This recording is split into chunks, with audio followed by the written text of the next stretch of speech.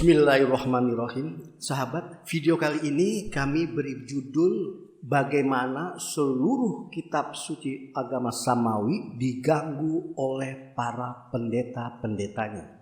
Ada potongan fragmen dalam Al-Quran yang menggambarkan saat akan dimulainya kehidupan manusia di atas bumi. Perhatikan Al-Quran surat 20 ayat 123 yang artinya dia berkata, Allah turun, salah satu dari kalian adalah musuh satu sama lain. Adapun apa yang datang kepada kamu dari petunjuk aku, siapapun yang mengikuti petunjukku tidak akan tersesat dan tidak sengsara. Kemudian ayat berikutnya yang artinya, dan barang siapa yang berpaling dari peringatanku, maka dia akan mendapatkan kehidupan yang sulit dan kami akan membangkitkannya dalam keadaan buta pada hari kebangkitan. Kemudian perhatikan Al-Quran surat 7 ayat 16. Yang artinya dia berkata, dia iblis ya, karena engkau telah menyesatkan aku pasti akan duduk di jalan lurusmu untuk mereka. Ayat berikutnya yang artinya kemudian aku akan datang kepada mereka dari depan dan dari belakang mereka dan dari kanan dan dari kiri mereka, dan engkau tidak akan menemukan sebagian besar dari mereka bersyukur akan jalan lurusmu. Al-Quran. Adapun fragmen sebelumnya Al-Quran menggambarkan, perhatikan Al-Quran surat 38 ayat 75 yang artinya Allah berkata, wahai iblis, apa yang menghalangimu untuk bersujud kepada apa yang telah aku ciptakan dengan tanganku? Apakah kamu sombong atau kamu termasuk orang yang angkuh? Ayat berikutnya yang artinya dia, iblis berkata, aku lebih baik darinya. Kau ciptakan aku dari api dan kau ciptakan dia dari tanah. Sahabat, ayat-ayat tersebut merupakan default atau settingan awal saat dimulainya kehidupan manusia di dunia. Yang poin-poin dasarnya adalah satu, dalam kehidupan di dunia manusia selalu dibayangi oleh musuh yang nyata dan selalu berusaha untuk merusak kehidupan setiap diri manusia di dunia dan di akhirat kelak, yaitu setan terkutuk. Kedua, Allah Subhanahu wa taala menjanjikan diturunkannya petunjuk di kitab suci sebagai pengingat untuk manusia dalam menjalani kehidupannya di dunia ini untuk antisipasi tipuan iblis. Ketiga, bagi siapa yang mengikuti petunjuk Al-Quran itu maka tidak akan sesat dan tidak sengsara dalam kehidupan di dunia dan di akhiratnya kelak. Keempat, setan akan membuat jalan lurus Allah pengganti Al-Quran dan tidak mensyukuri Al-Quran atau menjauhkan umat manusia dari Al-Quran yang diturunkan Tuhannya. Kelima, kemudian fragmen sebelumnya menggambarkan kesombongan iblis yang merasa lebih mulia dari manusia, dan perlu diingat sifat sombongnya iblis ini. Sahabat, kitab suci yang Allah turunkan untuk peringatan hambanya dalam menjalani kehidupan di dunia ini, saat ini masalahnya seluruh kitab suci yang diturunkan sebelum Al-Quran seperti Taurat, Zabur, Injil sampai saat ini sudah tidak bisa kita temukan keutuhan dan kesinambungan sumbernya. Bahkan telah disinyalir oleh catatan kitab-kitab Yahudi Perjanjian Lama dan Nasrani sendiri yang menyatakan bahwa kitab suci mereka telah diubah-ubah, seperti informasi yang tersisa dalam kitab Yeremia pasal 8 ayat 8.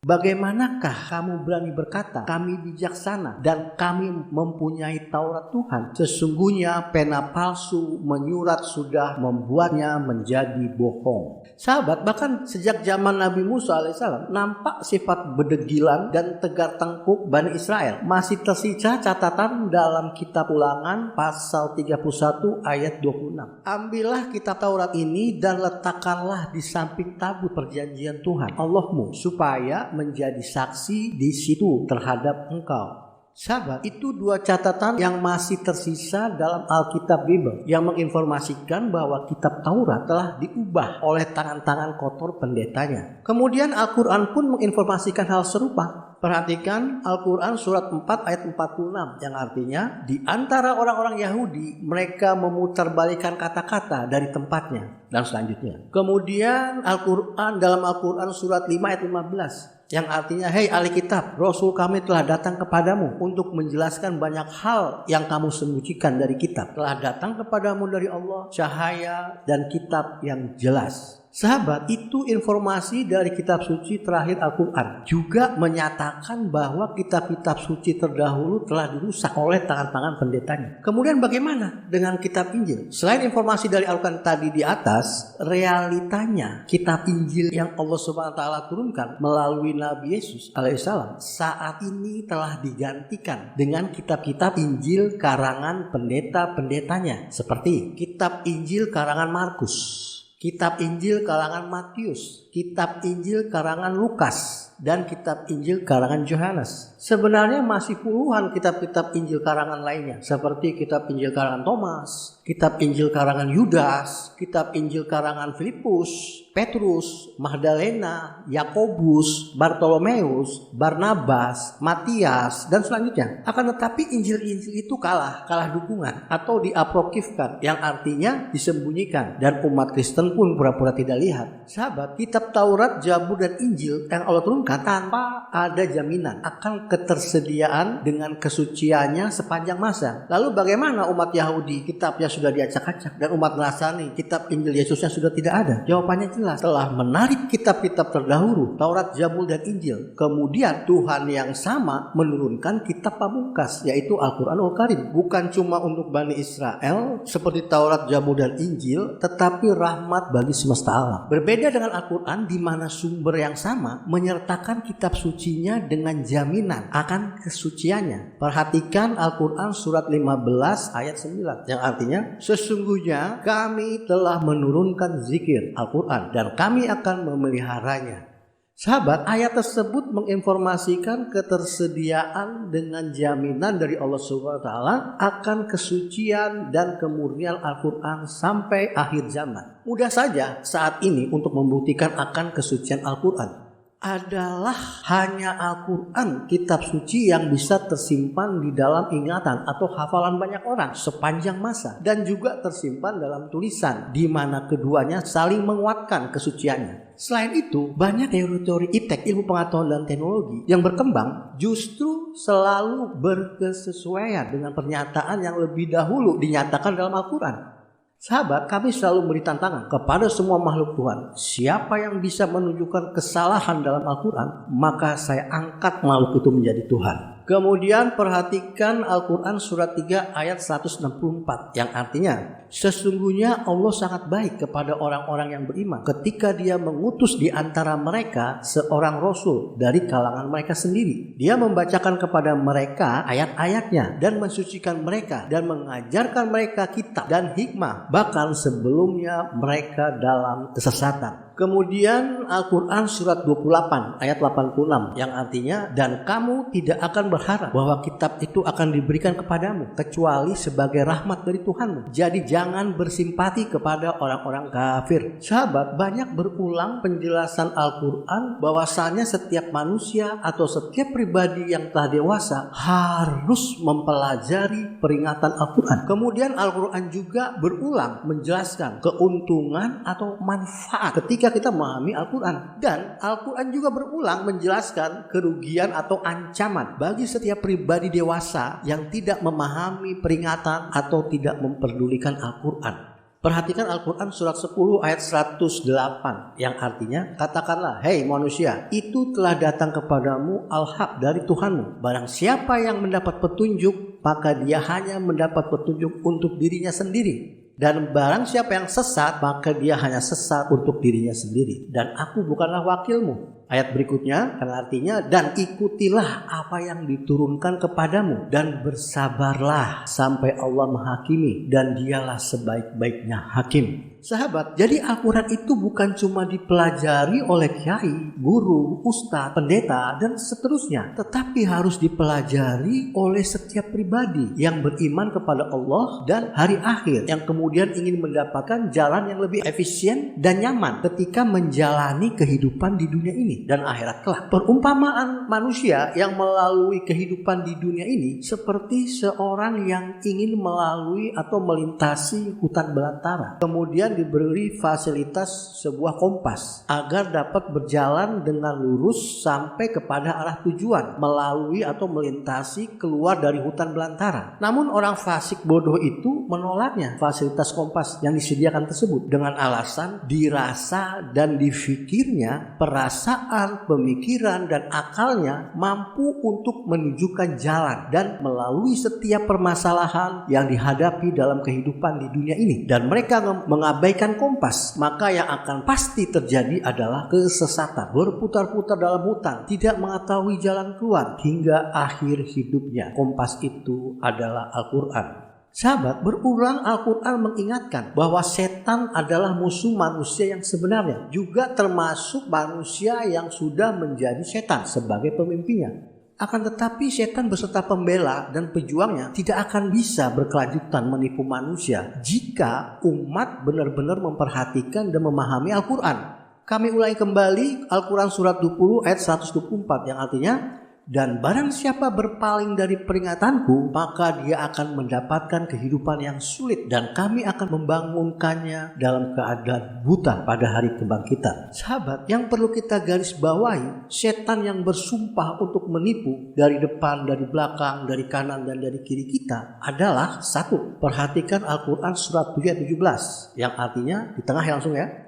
Dan engkau, Allah SWT ya, tidak akan menemukan sebagian besar dari mereka bersyukur terhadap Al-Quran. Sahabat, jadi yang perlu digarisbawahi adalah Al-Quran akan menjadi objek sasaran utama dari setan. Kedua, perhatikan Al-Quran surat 38 ayat 76 yang artinya dia, iblis, bilang, aku lebih baik darinya. Kau ciptakan aku dari api dan engkau membuat dia dari tanah liat. Sahabat, jadi yang perlu digarisbawahi adalah sifat sombong. Sombong adalah ciri-ciri khas setan yang terkutuk itu, merasa dirinya adalah lebih mulia dari umat manusia. Sahabat, sasaran pertama setan adalah Al-Quran yang Allah SWT turunkan. Jikalau setan itu ingin melenyapkan Al-Quran dari muka bumi seperti yang dilakukan setan terhadap Taurat, Zabur, dan Injil dengan cara merubah-rubah melalui agen pejuang pembela setan, hal itu tidak bisa mereka lakukan terhadap Al-Quran karena Allah SWT yang menjaga kesuciannya. Lalu bagaimana setan bersama para agen pejuang pembela setan mensiasatinya? Sahabat, setan itu banyak mempengaruhi dan menguasai manusia yang memposisikan diri sebagai tokoh religi atau yang umum disebut sebagai pendeta. Dalam istilah Al-Qur'annya adalah pemuka umat. Seperti zaman setiap nabi dan rasul, pasti yang mengganggu dan menjadi musuh para nabi dan rasul adalah para tokoh-tokoh religinya. Tidak mungkin tokoh teknokratnya yang mengganggu. Para pendeta-pendeta Islam itu pengakuannya mengikuti sunnah Rasul. Padahal mereka adalah pejuang daripada bapak-bapak masjid terdahulu dan fanatik mengikuti sunnah pemikiran mereka. Jika para pendeta itu benar-benar mengikuti sunnah Rasul, maka mereka tidak akan melebihi atau mengurangi Al-Quran. Seperti Nabi Muhammad SAW tidak pernah mengurangi atau melebihi Al-Quran. Perhatikan Al-Quran surat Al-Haqqah surat 69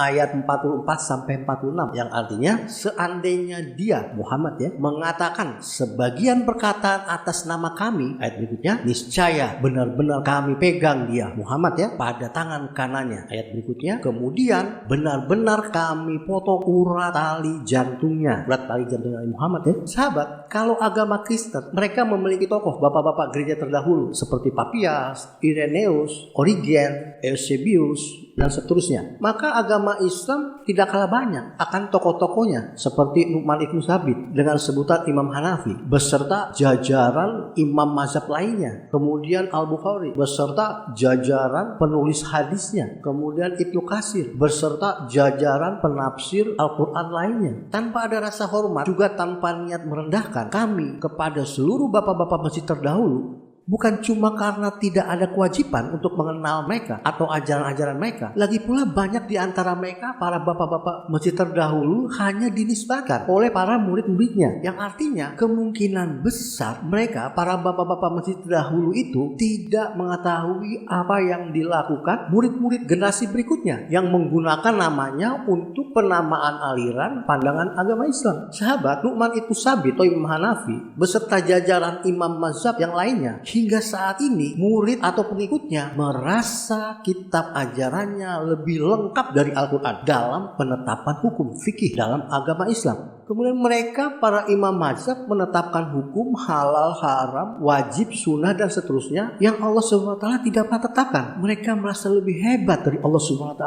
Dan Al-Quran mengancam berulang loh pada manusia yang berani melakukan seperti itu. Perhatikan Al-Quran surat 16 ayat 116 yang artinya, dan jangan berkata dusta tentang apa yang dijelaskan oleh lidahmu. Ini halal dan ini haram. Membuat kebohongan terhadap Allah. Mereka yang mengarang dusta terhadap Allah tidak akan beruntung. Kemudian Al-Bukhari beserta jajaran penulis hadisnya merasa dan meyakinkan umat bahwa kitab hadis yang mereka tulis lebih rinci dari penjelasan ayat-ayat Al-Quran dalam umat Islam menjalani syariat agamanya. Kemudian mereka mengklaim, dan klaimnya berhasil, bahwa cerita tulisan mereka adalah sebagai ucapan, perbuatan, persetujuan Nabi Muhammad SAW. Ini adalah doktrin pembodohan. Padahal sesungguhnya hadis, siapapun penulisnya atau perawinya, periwayatnya, sebenarnya adalah ucapan, perbuatan, dan persetujuan Nabi Muhammad SAW yang difahami, diingat, dikehendaki oleh para rawi yang didistribusikan selama beberapa abad melalui budaya lisan. Sahabat, hari gini aja hampir sangat tidak mungkin mencatat pembicaraan seseorang tokoh yang hidup ratusan tahun yang lalu, apalagi pada abad ke-8. Para penulis hadis itu, Al-Bukhari bersama jajarannya, ratusan ribu pula jumlah catatannya. Dan ratusan ribu cerita-cerita hadis itu hanya muncul di abad ke-3 dan 4 Hijriah, di mana tidak pernah terjadi di abad sebelumnya dan sesudahnya. Hal ini sangat sulit diterima akal. Bukannya kita tidak percaya ucapan, perbuatan, dan persetujuan Nabi Muhammad SAW, tetapi yang kami tidak percaya adalah mereka, Al-Bukhari dengan jajaran penulis hadisnya, bahwa apa yang mereka tulis itu seperti atau sama dengan ucapan, perbuatan, persetujuan Nabi Muhammad SAW. Sesahih apapun pernyataan mereka. Lagian, seandainya kita benar-benar mau mengikuti sunnah Nabi Muhammad SAW, maka pelajarilah Al-Quran, kemudian menyampaikan kepada umat manusia akan Al-Quran, bukan malah mempelajari kitab-kitab karangan manusia. Tidak ada kewajiban membaca kitab karangan manusia. Sama halnya tidak ada kewajiban juga menonton video ini. Tetapi yang diwajibkan adalah mempelajari Al-Quran. Sahabat, begitu juga pendeta Ibnu Katsir beserta jajaran penafsir Al-Qur'annya. Mereka, para penulis tafsir Al-Qur'an, hanya menggiring opini umat Islam untuk menafsirkan ayat-ayat Al-Qur'an menurut batok kepala para pendeta-pendeta Islam ratusan tahun yang lalu. Permasalahannya, satu, pendeta-pendeta penafsir Al-Quran seperti halnya pendeta-pendeta mazhab dan pendeta-pendeta penulis hadis Nabi, mereka semua menjauhkan umat Islam dan menghalangi umat mengakses langsung kepada ayat-ayat Al-Quran sebagai pelajaran yang Allah turunkan kepada hambanya, dengan disertakan iming-iming pernyataan kitab-kitab mereka lebih baik, lebih lengkap, lebih jelas. Perhatikan Al-Quran surat 15 ayat 1 yang artinya Alif Lam Ra. Itulah ayat-ayat kitab dan Al-Quran yang jelas. Diulangi pernyataan kejelasan akan ayat-ayat Al-Quran dalam Al-Quran surat 15 ayat 89 yang artinya, dan katakanlah aku pemberi peringatan yang jelas terang. Kedua, Al-Quran adalah wajib dipelajari untuk seluruh umat, khususnya menuju kepada setiap pribadi dan seluruh manusia. Bahkan bangsa jin, perintah mempelajari ajaran Tuhan secara pribadi, bukan secara kelompok atau aliran. Kemudian umat hanya mendengar melalui pendetanya, dan cilakanya umat pun sudah merasa mencukupi dengan tunduk patuh kepada ajaran pendetanya. Padahal kita dihisap sendiri-sendiri, masing-masing. Perhatikan Al-Quran surat 17 ayat 36 yang artinya jangan mendukung atau mengikuti apa yang tidak kamu ketahui. Sesungguhnya pendengaran, penglihatan, hati, semua ini akan menjadi tanggung jawabnya. Kemudian Al-Quran surat 69 ayat 50 yang artinya dan itu Al-Quran kelak menjadi penyesalan bagi orang-orang kafir. 3. Al-Quran adalah kitab suci untuk semesta alam hingga akhir zaman. Sehingga banyak penafsiran dari pernyataan Al-Quran yang lebih berkesesuaian dengan perkembangannya peradaban seiring dengan kemajuan ilmu pengetahuan dan teknologi. Dan itu banyak terbukti sekaligus membuktikan akan kemukjizatan Al-Quran. Sahabat, lalu bagaimana? Kita harus terikat dengan penafsiran pemikiran manusia dari peradaban ratusan tahun yang lalu. Perhatikan Al-Quran surat 2 ayat 141 yang artinya ini adalah umat yang telah berlalu. Ia akan mendapatkan apa yang diperolehnya. Dan untuk kamu adalah apa yang telah kamu peroleh. Dan kamu tidak akan ditanya tentang apa yang dahulu mereka kerjakan. 4. Tidak bisa dipungkiri adanya beberapa imam mazhab terutama Sunni dengan Syiah dahulu ya. Seiring dengan saat itu timbul subur ratusan ribu hadis-hadis yang mereka klaim sebagai ucapan perbuatan Presiden Nabi Muhammad SAW.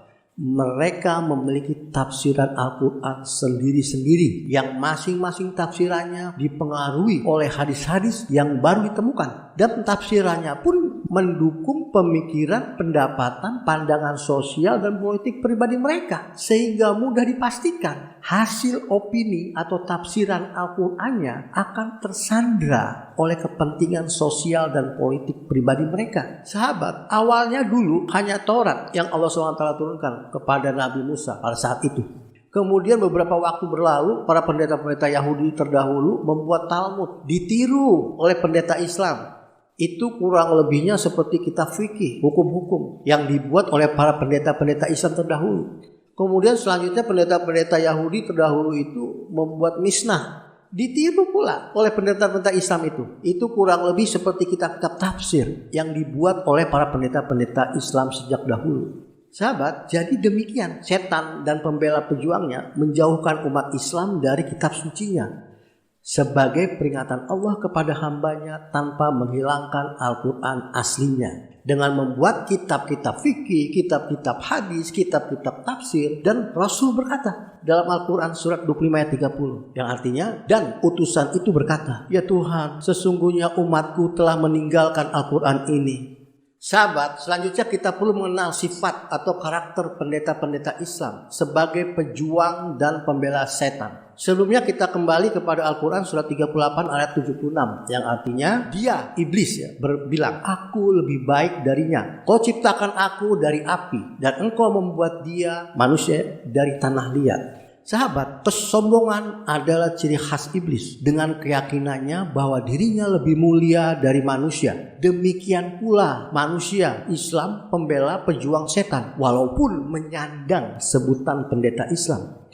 Kesombongan iblis terhadap manusia diikuti dan ditiru pula oleh para pendeta itu. Mereka memperjuangkan posisinya yang lebih mulia di tengah umat. Bahkan saling berlomba di antara pendeta Islam. Saling menunjukkan kebenaran dan kepintaran diri pribadinya dalam agama. Demi menguatkan keeksistensian dirinya dan posisi yang strategis di tengah umat. Dan umatnya di bawah asuhan para pendetanya. Inilah ciri khas pendeta pejuang pembela setan. Sahabat, kalau kita perhatikan gelar atau sebutan pendeta-pendeta Islam berbagai macam yang tidak ada di dalam Al-Quran dan juga tidak ada di zaman Nabi Muhammad SAW. Gelar-gelar para pendeta Islam itu berasal atau diberikan oleh umat yang fasik dan dinikmati dengan lapang hati oleh para pendeta rianya. Perhatikan Al-Quran surat 9 ayat 9. Yang artinya mereka membeli ayat-ayat Allah dengan harga murah dan mencegah mereka dari jalannya. Itu keburukan apa yang biasa mereka lakukan. Ayat berikutnya yang artinya mereka tidak menjaga seorang muslim kecuali dan di bawah asuhannya. Dan mereka itulah orang-orang yang melampaui batas.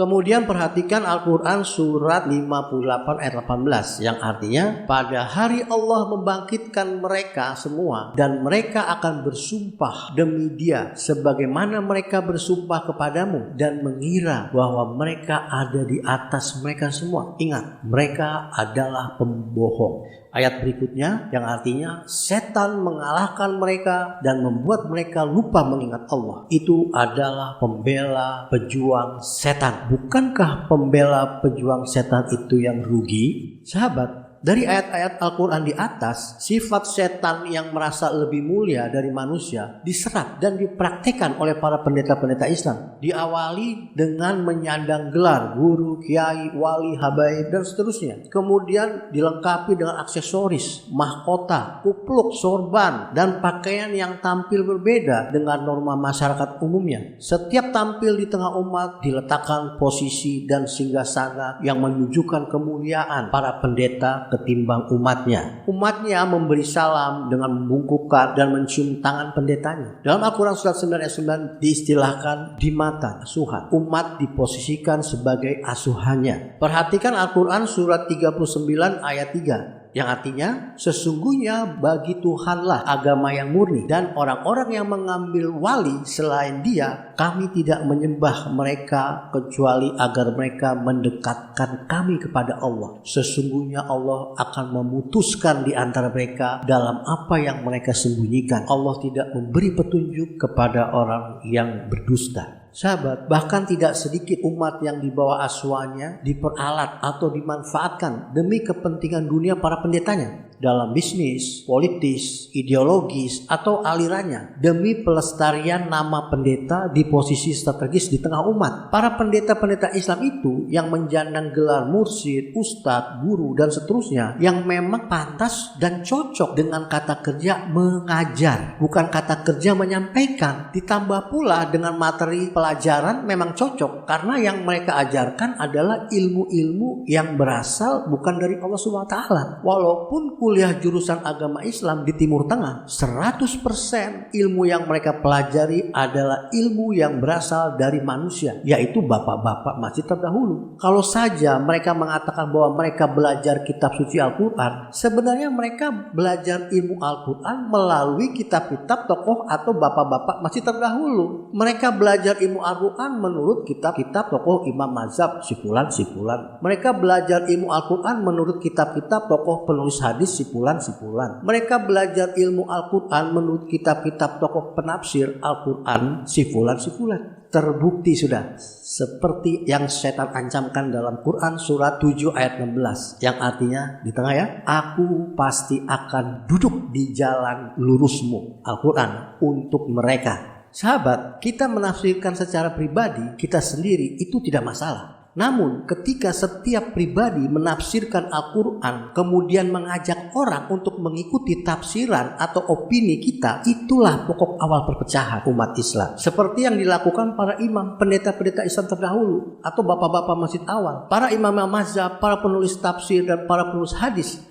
Kalau kita menafsirkan ayat-ayat Al-Quran dengan berasumsi, kemudian menyimpannya dalam bentuk tulisan, karya tulis, kepada siapapun yang membacanya tidak masalah. Tetapi ketika penafsiran atau asumsi kita dijadikan bahan ajaran standar untuk orang lain, itu sudah menjadi sumber terjadinya golongan atau mazhab yang akan menuju pada perpecahan. Seperti para imam mazhab dan penafsir Al-Quran yang diturunkan dalam proses belajar mengajar atau guru kepada murid, termasuk juga cerita-cerita hadis yang semuanya berdasarkan asumsi, pandangan, dan kehendak pribadi yang mereka masing-masing mengupayakan untuk menjadi standar umum. Sahabat, bukan berarti juga setiap asumsi seorang itu salah. Asumsi seorang itu lahir dari pengaruh ilmu dan pengalaman sosial, budaya, dan ideologisnya yang ada pada setiap pribadi seseorang. Sedangkan pengalaman dan ilmu seseorang itu nyaris tidak ada yang sama, apalagi lintas abad dan lintas geografis.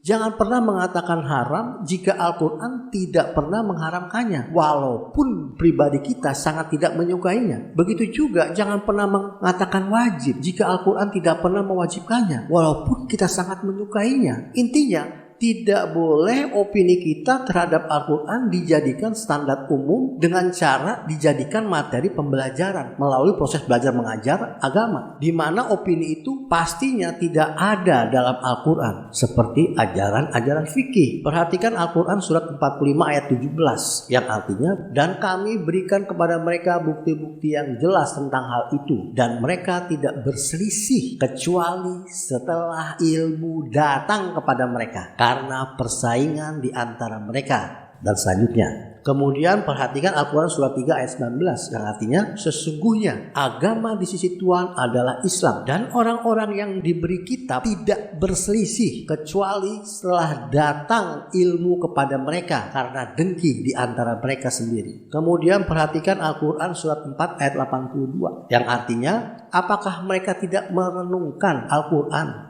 Dan seandainya itu dari selain Allah, mereka akan menemukan banyak perselisihan di dalamnya. Sahabat, kalau memang benar mereka itu belajar Al-Quran tanpa embel-embel, maka Allah Subhanahu wa Ta'ala lah yang mengajarkannya. Perhatikan Al-Quran surat 2 ayat 151 yang artinya, langsung di tengah ya, dan Allah mengajarkan kamu kitab suci dan kebijaksanaan dan mengajarimu apa yang tidak kamu ketahui. Sahabat, lalu pejuang pembela setan itu akan mengatakan, bagaimana Tuhan saat ini mengajar seseorang? Mereka mengira seperti Yahudi mengira dalam Al-Quran surat 5 ayat 64. Tangan Allah terbelenggu.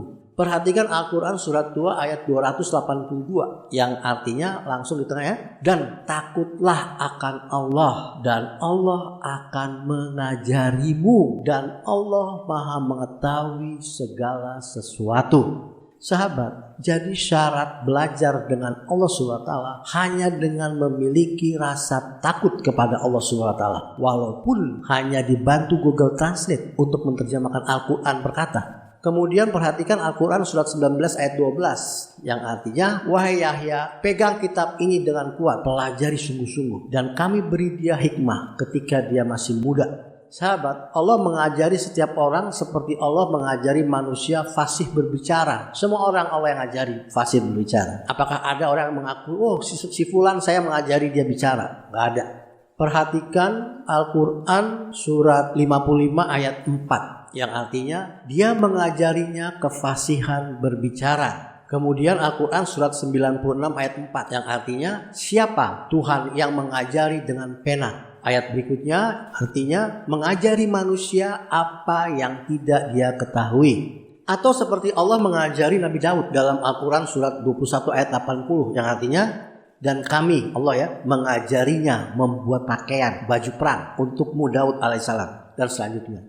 Atau seperti Allah mengajari Nabi Yusuf tafsir mimpi dalam Al-Quran surat 12 ayat 11 yang artinya langsung tengah ya, dan engkau Allah mengajari saya Yusuf alaihissalam ya tafsir kejadian mimpi dan seterusnya.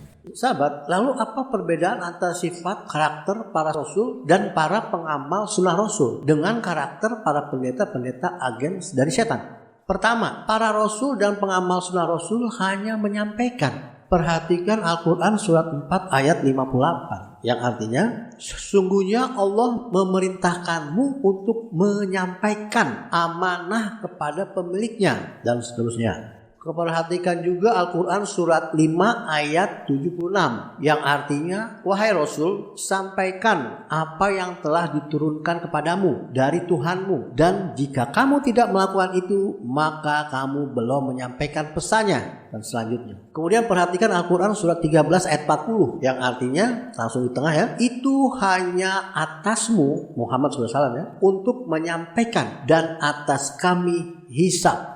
Perhatikan juga Al-Quran surat 33 ayat 39 yang artinya, orang-orang yang menyampaikan risalah Allah dan bertakwa kepadanya dan tidak takut kepada siapapun kecuali Allah, dan cukuplah Allah pembuat perhitungan. Kemudian perhatikan Al-Quran surat 7 ayat 62 yang artinya, aku Nuh menyampaikan kepadamu pesan-pesan Tuhanku, dan selanjutnya. Perhatikan juga Al-Quran surat 7 ayat 68 yang artinya, aku Hud alaihissalam menyampaikan kepadamu pesan-pesan Tuhanku, dan seterusnya. Banyak berulang untuk nabi-nabi yang lainnya. Mereka semua hanya menyampaikan. Sahabat, Al-Quran menggunakan kata kerja menyampaikan untuk setiap perintahnya kepada para rasul dalam menyampaikan risalah atau kitab Al-Quran kepada umatnya. Bukan menggunakan kata mengajar.